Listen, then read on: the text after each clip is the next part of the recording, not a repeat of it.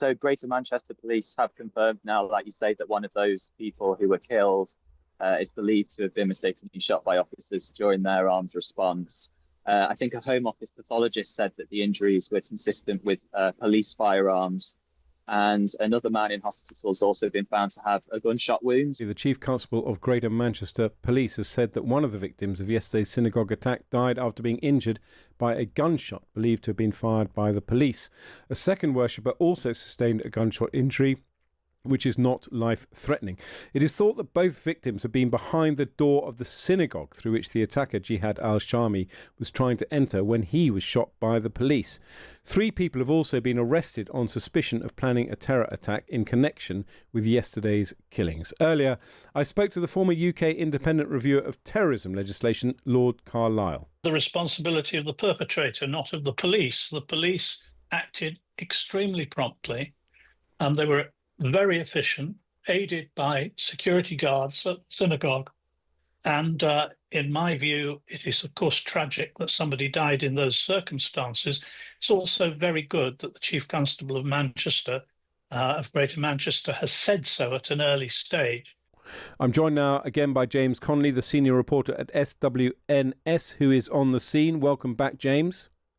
Thank you. Obviously, this is dramatic news, the announcement by the Chief Constable of Greater Manchester Police that tragically one of the people who died at the synagogue was hit by a police gunshot. Can you talk us through it?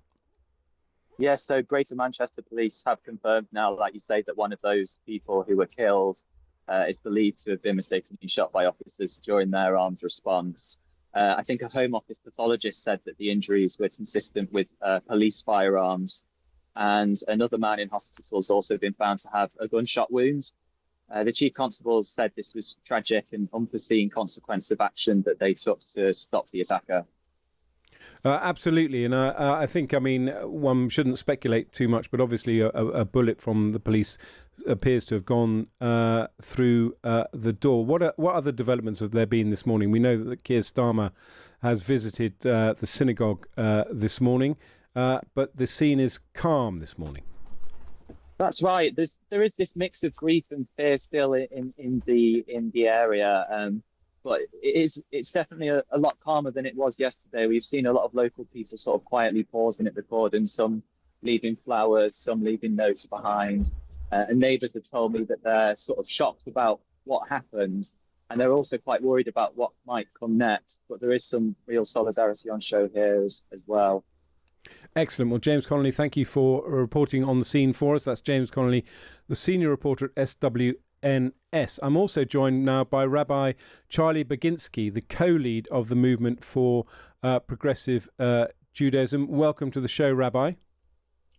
Thank you. Thank you for joining us. Obviously, we've heard from leaders of the Jewish community that this is an incident that many people feared would happen. It was a question of when, not if. What is your reaction to the terrible events of yesterday? I mean, where to start? I think many of us are really struggling to react. I think you're right. There are many within our communities who felt that this was coming for a long time, and yet it doesn't begin to mean that we're any less shocked or horrified by what happened. Absolutely. And how is the community going to recover from this? What is happening today, for example, in terms of people gathering to process this terrible news? So first of all, the Jewish community is really small. We're only a couple of 100,000 people, and so everything feels interconnected. So I think one thing is that people are connecting with each other. They're reaching out to people that they knew in Manchester. They're reaching out to people from their family and friends, and just reassuring each other that we're still together. I think many people will be going to synagogue this weekend. Maybe people who wouldn't normally find themselves going to a synagogue will feel the need to step into buildings to reassure themselves that it's still safe to go to places of worship, and will be being with their families and friends as much as possible this weekend. Obviously, the issue of the pro-Palestinian protests has come up in this context, and particularly in the rise of anti-Semitism in the UK. There have been many listeners pointing out that many members of the Jewish community also go on those marches, and obviously the actions of the Israeli government are completely separate from being a member of the Jewish community, and people in the Jewish community have different views. What is your view on the pro-Palestinian movements and whether they? Well, I think many is probably a stretch. I think there are Jews who find lots of different ways of being able to protest against actions that they see coming from the Israeli government. And that is a separate issue from the Jewish community being held responsible for the actions of the Israeli government. And I think that's part of the problem that we're trying to address here, which is often the Jewish community here has felt under threat by the sense of being held responsible for those actions. And it is possible to be able to criticize Israel without it becoming into anti-Semitism. And I think what we've seen from many of the marches is a difference between impact and intention. I think there are many of us who recognise that there are many people on those marches who want to make their voices held about the distress that they feel for what is happening in Gaza and have no intention of being anti-Semitic. That doesn't mean that on those marches there have not been clear examples of anti-Semitism which need to be tackled and need to be called out very quickly, swiftly and deliberately. And at the same time, there is the impact of what happens when those marches happen outside synagogues, that they're happening on a Saturday as people are making their way to synagogue, that makes them also feel that the impact of the marches makes people feel fearful.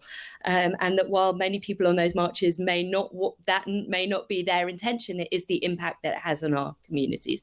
And there's a balance to be struck between making our voices held and the right to protest and the right for a freedom of speech. But there is a point when that impacts on communities in the way that they have the freedom to practice their religion and to feel safe in that.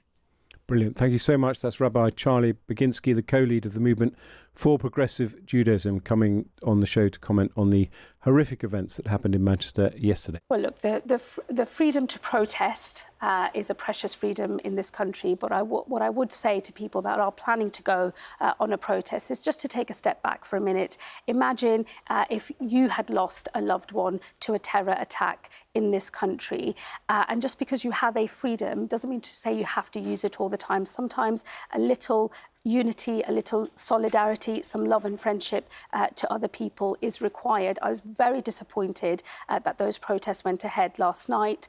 40 arrests were made, including for assaulting police officers. We will not tolerate that behaviour. Those individuals will face the full force of the law. And I do think that carrying on in this way does feel un-British. It feels wrong, and I would ask people who are thinking about going on protest this weekend, take a step back, imagine it was you, and then just give this community a chance to grieve and to process what has happened.